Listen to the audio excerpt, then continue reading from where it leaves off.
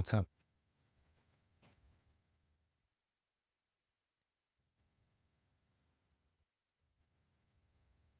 Hey, welcome to the Tech Glow Up. It's Nathan. Today, I'm a little starstruck with having David Nussbaum of Proto Hologram on the show.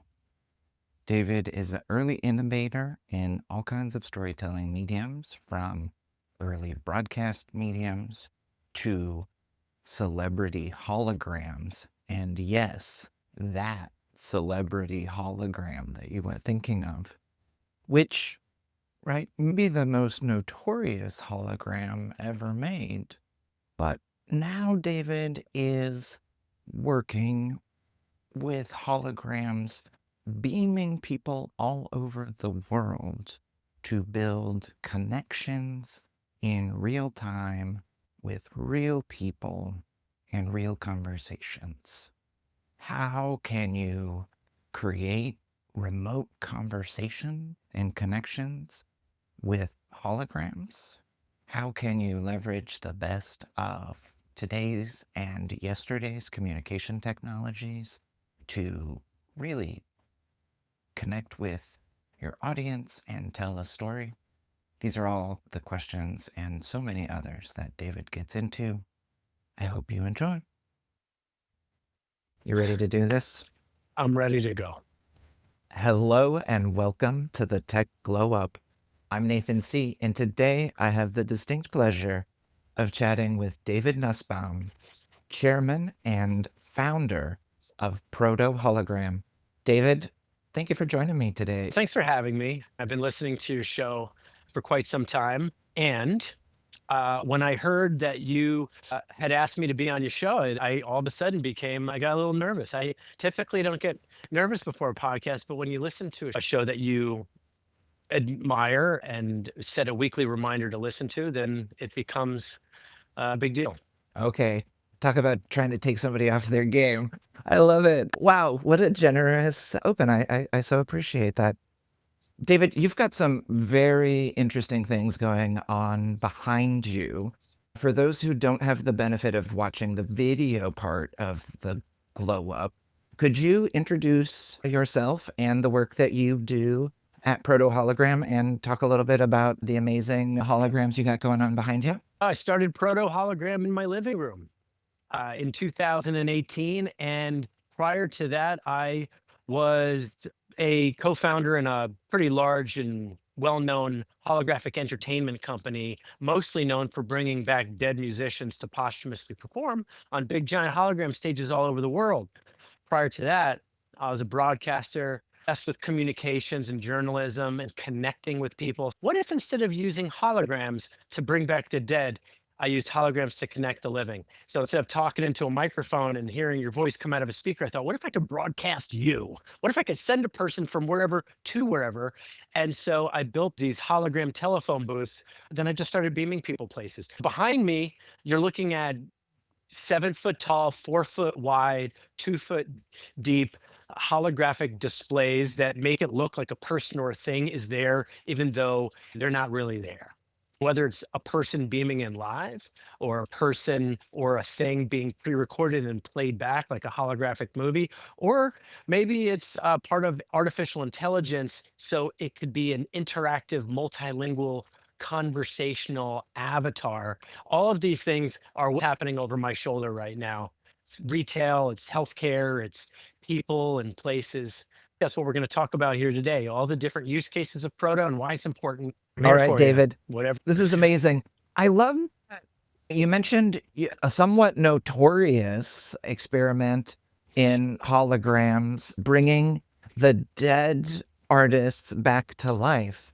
And as a marketer, the new approach of building connections with the proto hologram boxes feels like it would be such an easier thing to position, to introduce to new brands, to really engage with stars and even like IP.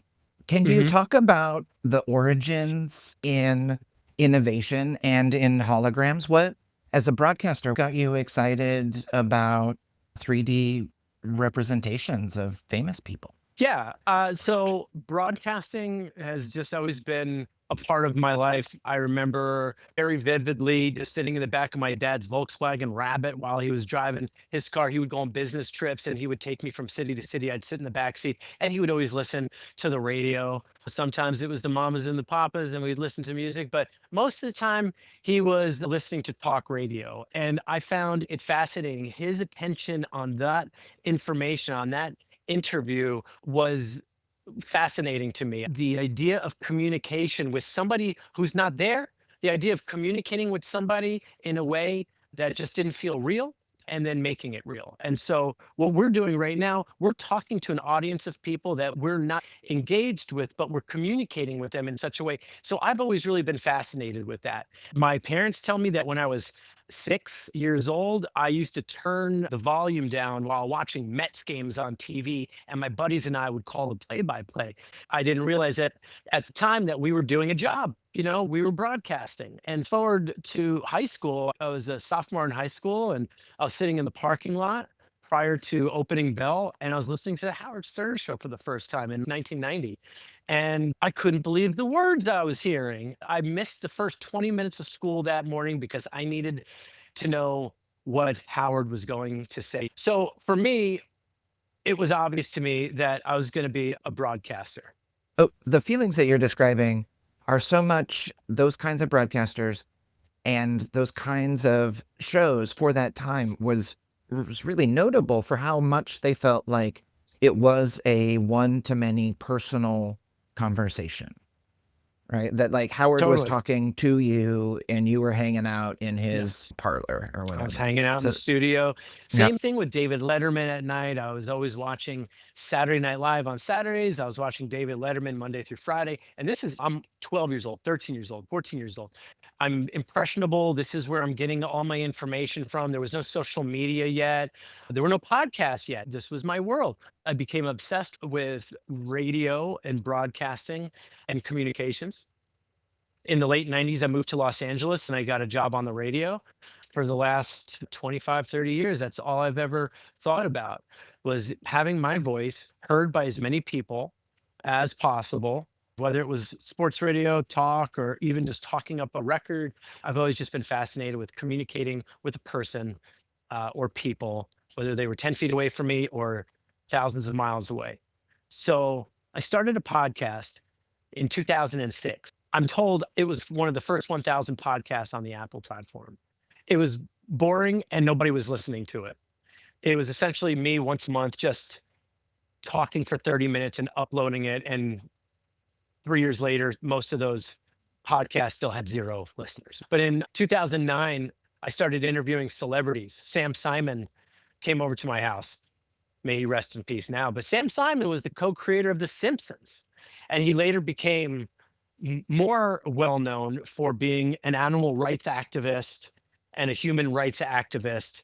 And he had all that Simpsons money. So he put billions of dollars into animal and human rights. I just fell in love with that guy and everything that he was about. And the fact that he said yes to me, he was my first podcast guest in 2009, made it very easy for me to have a podcast that people would say yes to when I would say, "Hey, I've had Sam Simon on the podcast. Would you like to be on my podcast?" And then all of a sudden, I got to meet all of my heroes, hundreds and hundreds of celebrities and comedy writers and movie directors.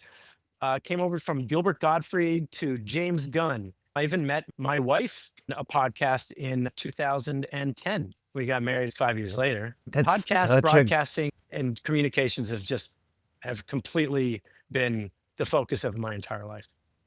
that podcast era is such an interesting time for people figuring out a new medium, which is like, I think, really influential to how you were able to show up in the XR and the 3D and hologram space. I've always noted that proto holograms, it seems like, at least from my perspective, you have these multiple modes that allow people to connect real time. You can have recorded content, or you've been able to enable these AI avatars for I feel like you've been early on almost every single one of those.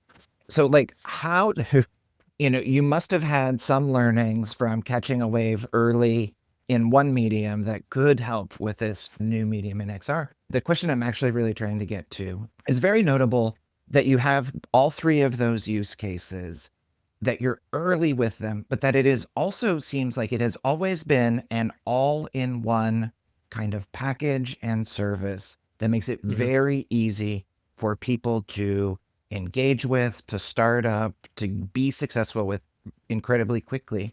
Can you talk about how that takes a lot of investment, that takes a lot of time and development and testing, but it must have been worth it on the business case, right? Can you talk about how you uncovered that need to be a sort of a platform play and what sort of data and influences drove you to take that approach? Absolutely. Being really great at one thing is terrific. I believe Proto is really great at being a communications device, whether it is with pre-recorded content communicating with a customer, whether it's a holographic live agent beaming in to do some concierge or something of that nature, or whether it's an AI avatar communicating in 300 different languages and dialects. At the end of the day, it's communication between the subject matter and the receiver, the presenter and the viewer. And that's all that is. And it'll continue to evolve. This has become an evolution. When I started the podcast, that was the evolution of traditional radio. The hologram company, Proto, is the evolution of the podcast. Instead of talking into a phone and talking to somebody through a speaker, you're now just broadcasting yourself.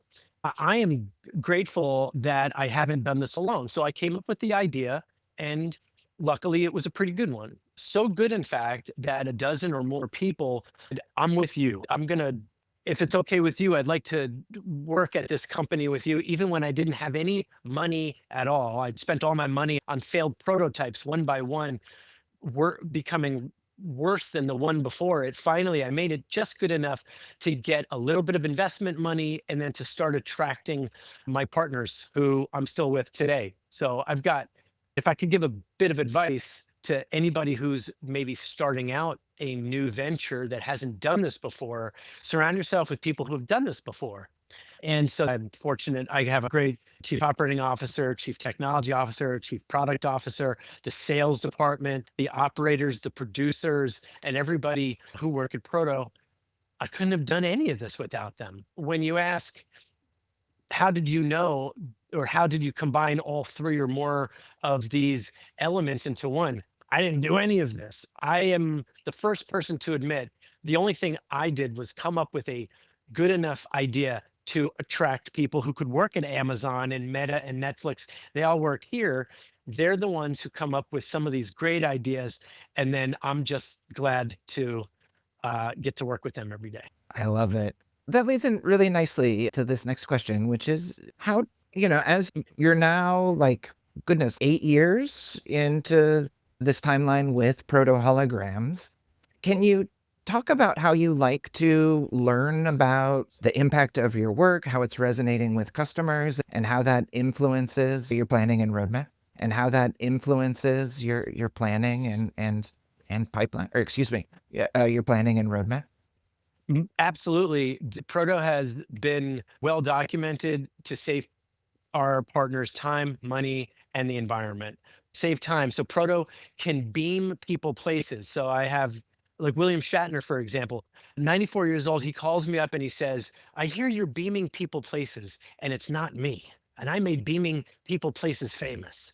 So he says, I took a job in Sydney, Australia. I'm supposed to talk in front of a room full of advertising and marketing executives. He says, but I'm not going to fly all the way to Sydney, Australia. Beam me up, David. And we beamed him to Sydney. He gave an incredible keynote speech. And then he started talking to people in the audience. He goes, you with the green sweater and people one by one would say, wait a second, you could see me? Yes, I could see you. I could hear you. I'm here.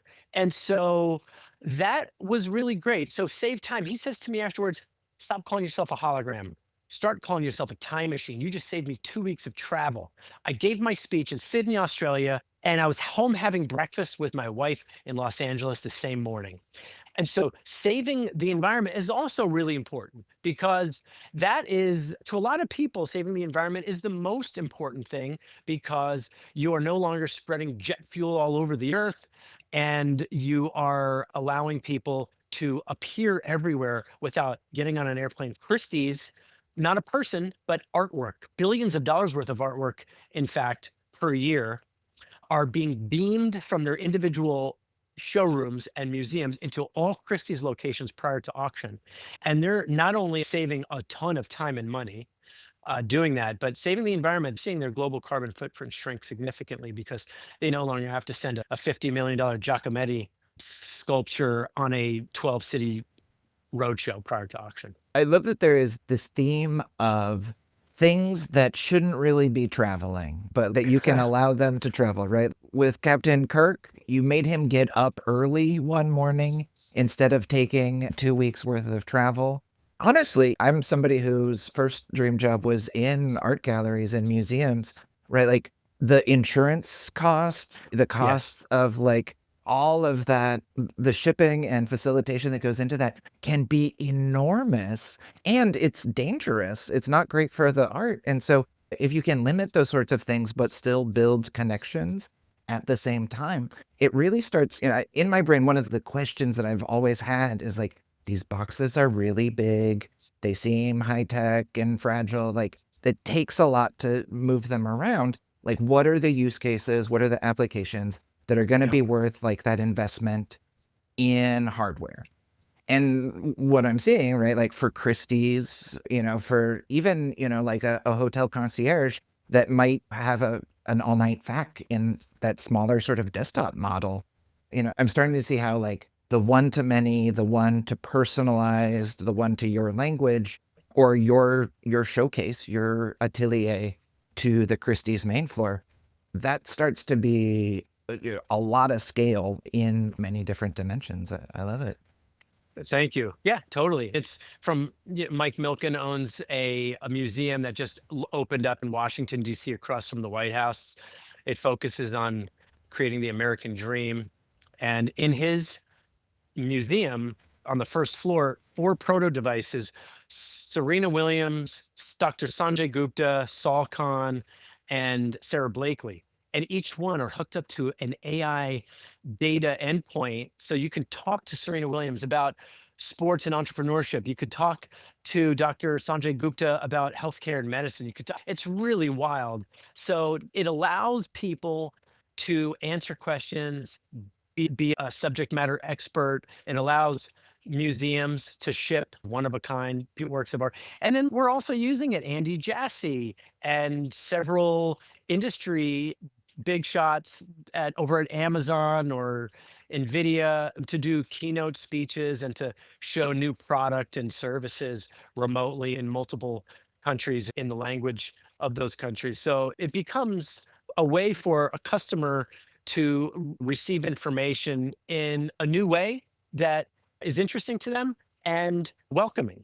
That like a global CEO message that is both like real time and personalized is wow. Starts to get pretty fun. Are you able to share an instance where you've had to? I'm always interested in how people approach challenges, new information, new opportunities. Can you share any instances where you've adapted or refocused your work in response to new information? It happens every day when you start a company and you have your business model. Be open to pivoting and learning what the customer wants. Sometimes I believe I know what this company is going to be, and then I'm having a meeting and the customer tells me, well, this is really how we plan on using it. What happened early on was I'd have a customer who would say, I want your proto to do this. And so I'd say, hey, everybody, let's make the proto do this. And so we'd all run over here and make the proto do this. And somebody over here would say, hey, I want one too, but it's got to do this. And yes, we would run over. Everybody, let's go make the protos do this. My brain had us doing. But again, I'm going to give credit back to the team. Team says we're really not using our time. They say work smarter, not harder. Why don't we open up the ability so that any app developer can create or bespoke their own custom experience for themselves. So instead of chasing every single opportunity, we sell the display. We have an operating system, a content management platform, and essentially create the ecosystem that would allow any You could even be a very amateur web app developer, but you can completely customize the application. So I think one of the first main pivots was we were a hologram in a box company. You saw us at Comic Cons and at trade shows and at live events, but then COVID made it impossible to do any of that ever again. So for those 1 or 2 years while we were trying to figure things out, I raised several $1,000,000. Tim Draper famously invested in a lot of Elon Musk's startups, SpaceX, Tesla. He's got a huge high winning percentage. He invested into Proto. And now I knew that we had a little bit of time. We didn't have to just take every single gig. We could put that money into the company and we started building out the operating system. Proto's more of a software company now than a hardware company. What started out as a hologram in a box company is closer to an Apple operating system company rather than the hardware itself. Although the hardware is still currently required to create the effect, it's the software that powers everything. So I think the glow up from startup to now was becoming less of a reliant on the hardware and more on allowing the customer to choose their own adventure by creating a set of APIs that would allow anybody to create their own. As one of my favorite things is hanging out with 3D creators, and the sort of lack of channels for augmented reality creation, or like the dramatically shrinking world of AR creation tools, plus a lot of the interest in 3D scanning and dimensional displays got me very excited about the idea of a software platform for hologram interactions. People too. You I mentioned, love. have you done, this is total sidebar, have you done like direct to hologram projects with creators in the proto holograms? How, I was being very open minded. Have you created like original 3D artworks for display in proto, yeah, or is it there? we do work with creators often. When NFTs were a thing, when you bought a very expensive piece of digital artwork, the last thing you want to do is spend hundreds of thousands of dollars on this NFT and then show it to everybody on your phone. So people started putting that they were buying up protos and we worked with a lot of artists. We were at Art Basel and we even were in the NFT and Metaverse Museum in New York for a while. I work with artists all the time. In fact, AWS does some incredible work with AI. You could create anything with artificial intelligence. So a lot of artists were starting to create AI pieces of artwork, and then we would watch them come to life. You would be able to almost compose the story and the piece of artwork just with your words and with some prompts, and then the piece of artwork would come to life. But look, if for anybody watching this, I've got Billy Morrison over one shoulder, I've got Jewel over the other. These are two musicians who are both incredible. One's a folk star, one's a rock star. They are artists. They can talk and interact and perform for all over the world, be seen in a way that they've never been seen before. So I think collaborating with artists, whether you're an artwork museum or whether you're a comedian or musician or a poet or an author, anybody with anything to say or compose can create a compelling piece of artwork inside of Proto. Yeah, that idea that any creative, any founder could benefit from having either an AI version, a live version, or a recorded version of themselves that starts to open up that one to many channel for communication just makes so much sense. I would have a really hard time if I had that much content in my offices to not just always be playing lunchtime concerts. I love it. Well, David, we you do. mentioned, This is why we're a popular attraction. People typically don't have Zooms with me. They like to come to my work and see this for themselves in person. you're like the one person who most people want to have an in-person first, and then they'll talk to you on the phone. And then they all want to become a hologram while they're here. And so I get to do that for Mm. them. Everybody leaves with their own AI avatar speaking multiple languages, and it's so easy to do. Talk about selling through experience. Wow. Just Don't even tell them any, like, show, don't tell. You put them in the box, show them speak in Mandarin. So, David, you mentioned the glow up already, and I so appreciate you sort of tracking this theme of of transformation, of dramatic improvement. On the show, I love to talk about glow ups in terms of like your 6 month audacious Mhm. goals. So you've made it through some big challenges. You're getting close to a decade in the game with Proto. What are the big goals that you're looking at in the next 6 months, especially given, that AI, physical AI, embodied AI is like such a big trend and topic these days? Yeah, I'd like for us to glow up more into the space of healthcare and education. We're HIPAA compliant now. We were just named to the Time 100 this year. Oncologists are using Proto to beam into rural clinics from big cities. I'd like to really expand into that space.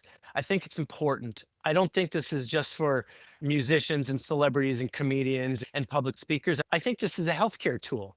So I think the glow up in the next 6 months to a year is be the number. I want to replace Zoom calls and doctor visits through virtual means with Proto.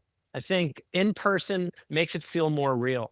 When you're a cancer patient and you're receiving some pretty sensitive news, the last thing you want to do is get that over the phone or through a two-dimensional screen on your laptop. You want to feel the presence of the doctor in the room with you. And you know what? That doctor is very busy. That doctor can also be saving lives a in elsewhere. So this gives the doctor and the patient the feeling that they're there, but still able to interact, consult with, even treat and diagnose patients remotely.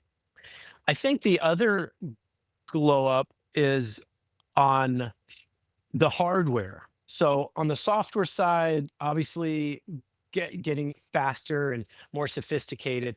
On the hardware side, I'd like to see the hardware get thinner, cheaper as far as cost. I can see so those are my two areas on the Proto side that I could keep going. Also, Ah, I'll give you even one more. I think because Proto is an operating system, I think self-service AI avatars, something in the next 6 months to a year, I think anybody with a Proto account will be able to have a self-service avatar and create AI content for themselves. I don't think that you should have to have a web app developer. I want AI lifelike avatars of people for themselves or of their business partners or loved ones. And I think that's a huge glow up for accessibility and scale. yeah. This is my angry dog. The idea of accessibility, David, I think is outstanding. And in so many places, workforce for certain frontline jobs is just scarce, right? There's not a lot of people in Japan. Populations are aging. I spoke to somebody who was in a utilities company and they were exploring AI avatars. And I was like, why is this utility company exploring AI avatars? It's like, we don't have people to staff our rural offices. And so if we can have avatars who can answer those questions about your billing and can know everything about the business and the plan and can, give those responses and that personal connection, it can be transformative for folks who just, it can be a wealth of resources for folks who are facing scarcity. With you more than me. In fact, ARP is one of our great investors and partners and customers. They believe that Proto is a way to combat loneliness for seniors. Imagine having avatars of your doctor, of your loved one, or beaming them in live from wherever. You only need an iPhone or any 4K camera to appear like you're physically there. So maybe the first step in whether you're in a retail setting or a hospitality or travel area, maybe the first step is talking to an AI avatar. And then once you get to a certain point where only a human will do, then all of a sudden a person can just beam in and finish off the sale or complete the conversation and make that final connection before the mission has ended. I love then a human beams in is like the beginning to so many good stories. I'm certain. Yes, David, and the we've been human diving beams. deep. And then a human dives in. As you're looking about these pretty audacious goals on the software, on the hardware, and the healthcare use case, I have to say, we just finished about 20 interviews at the health conference. And one of the big conversations that we had was how like 10 to 20% of cancer patients are bankrupted by the cost of going to where care is, right? So this idea of bringing doctors to them, beaming doctors in, just warms my heart from this very recent anecdote. You have many Thank you. big goals, and if you could take a magic wand and magically remove the biggest, most pressing blocker for these goals, what would be the thing that you would get out of the way of your team and this technology? Well, that's an interesting question. I have wished for many roadblocks to be removed because it is aging me. I didn't have a single gray hair on my face when I started this company. Maybe it's my kids that have done that to me too. I don't know. Maybe it's a combination of both. I got to be straight with you. I like that this is really hard. I like that there are challenges because it makes Proto better. The fact that there are challenges, we have to address each challenge. If there wasn't a challenge and it was just easy, then I feel like we'd be missing something. We wouldn't be doing the job that we are doing if there were no challenges in the way. And but yeah, there are so many issues that are facing us. These are not light. So putting one of these on an airplane and sending it somewhere can be time consuming and challenging. So I don't want to remove that challenge because that challenge exists for a lot of people. Shipping is a challenge. So what are we going to do about that? I think that we have the next installment of Glow Up. Maybe we can talk about we are doing to address those issues. Also, cost. This company, I was selling one of these boxes for $100,000. Now they're under $30,000. So if I just removed the fact that there was nobody's buying these because I'm charging $100,000, I needed that challenge of figuring out how to make a similar looking display at a price point where I can start driving the price way down. So I do appreciate all the challenges and all of the roadblocks that I've experienced over the years. I love it. You're the first person who said, I'll keep them. Keep But 'em. hey, right, like what entrepreneur isn't in it because the problems are interesting and juicy, right? People don't start businesses. Hey, I just lost your audio. I Oh, totally there you are. transitioned. Oh, Amazing. oh, I I'm thought that so was me. excited to talk with you. Nope. David, this is amazing. Are you ready to get into the speed round? Yeah. Wait, No, let me sip of water. no pressure, but it is a speed round, so a little bit of pressure. First question, if there was one key takeaway from our conversation today that listeners of the Glow Up should leave with, in one or two sentences, what should that be? Surround yourself with people who have been there before. It'll make your job a lot easier as an entrepreneur.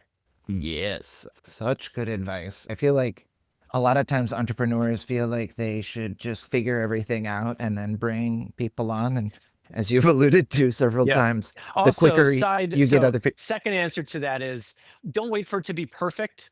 Just start doing it and learn from your mistakes. Oh, yes. Thank you. It's December 2025.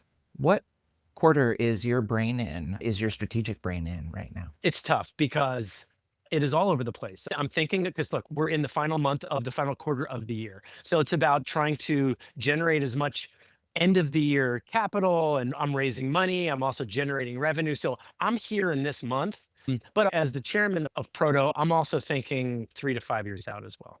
Um, 3 to 5 days to 3 to 5 years. It's a little every bit of 3 to 5 both. minutes. Is there a favorite star that you've been able to work with, or maybe like a star story, an anecdote that you could just share super quickly? I have so many. I've met some of my greatest friends here, but I have to give a lot of credit. I'm literally sitting in the production building of Mr. Howie Mandel in February of 2022. I was 3 or 4 years into my proto journey. At the end of a very long day, I checked my DMs on Instagram. And I noticed that Howie Mandel was commenting on every single video. Then he dropped his number into my direct message, said, "Call me. I'm fascinated by this. I want to be everywhere without leaving my house." I came over here to this building, and it was just an empty warehouse. 2 or 3 months later, I moved in, and this became our global headquarters. Howie's become one of my best friends. I like to tell people I've met two people on the internet, my wife and Howie Mandel, and I moved in with both of them. Howie's been incredible. He's introduced me to everybody from Chris Jenner and Mr. Beast to, we just did a Netflix show that hasn't aired yet. There are so many things that are because of Howie that I would have to say, out of all the celebrities, Howie has been my favorite and probably the most influential by a long stretch of the imagination. He's just been incredible. That's amazing. Howie, come on out. He's not. As somebody who grew up on Howie Mandel comedy, I'm pretty starstruck by that. Thank you. I knew I had to ask. David, last question is simply, do you have a spicy soundbite to share? A hot take on trends, technology, culture, or beyond? It's totally optional. I'm a big fan of artificial intelligence as it is combined with the person itself. I don't think that AI is something to be worried about. I think it is something that we ought to be embracing. I believe that if AI is handled by the right person, it won't replace you, it'll enhance you. And so that's what Proto Hologram is doing. So whether you're beaming in live or whether your AI takes over where your live person can't be for whatever reason, there's a nice mixture of communication and AI to turn that interaction into a connection. I love it. David Nussbaum, founder and chairman at Proto Holograms. I'm having a hard time not being starstruck with this entrepreneurial journey that you've had, balancing being very early in all kinds of communications technologies as well as holographic technologies, and hopefully empowering a whole new, more personal way of communicating and connecting at scale. Thank you for joining me on the Tech Glow Up. Before I say a full goodbye, how can folks follow up and learn more about the great work that you're doing? We are on the internet at protohologram.com or at protohologram on everything. Follow me. I'm David Nussbaum on LinkedIn. At the Nuzzy is my personal Instagram or whatever. But just at protohologram is a one-stop shop for everything. Amazing. It has been such a treat to get to talk to you and get this insider peek of this very cool technology. Thank you so much. I appreciate it. Amazing.